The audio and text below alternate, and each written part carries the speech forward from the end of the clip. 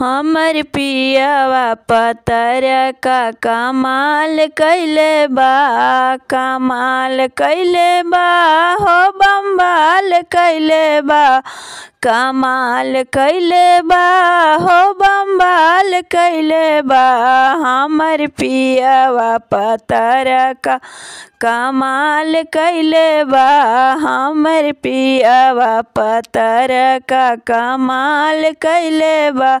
पहिले तो पेन्हत रही फटली लुगड़िया, पहिले त पेन्हत रही फटली लुगड़िया।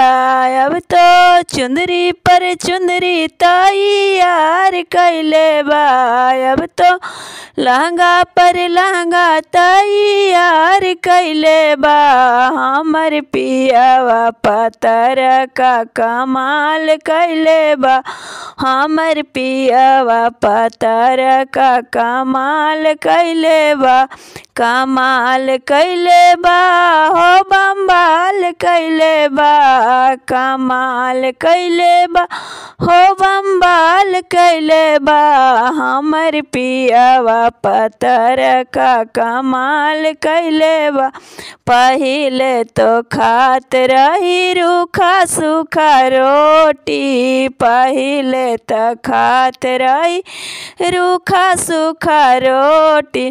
अब त दाल भात पर पापड़ तैयार कइले बा, अब त ऑर्डर पर पिज्जा तैयार कइले बा।